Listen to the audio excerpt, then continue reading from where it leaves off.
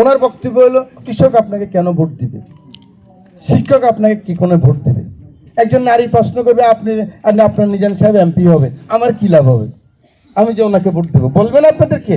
কারণ এরকম চিটিং হয়েছে, সারা জীবন তো এগুলি হয়েছে নাকি।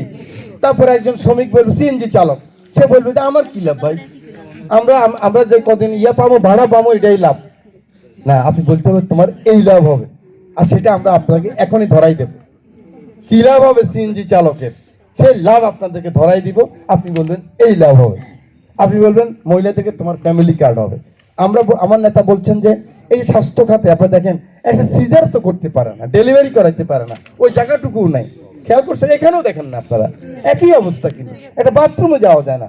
ওনার কথা হলো রোগ প্রতিরোধ করতে হবে, এবং হাসপাতালে যে দুর্নীতি, সেই দফা নম্বর 26, সেই দুর্নীতি বন্ধ করতে হবে। প্রথম কথা হলো দুর্নীতি বন্ধ করতে হবে। আমি বুঝাইতে পারছি আপনার, অনেক আলোচনা আমি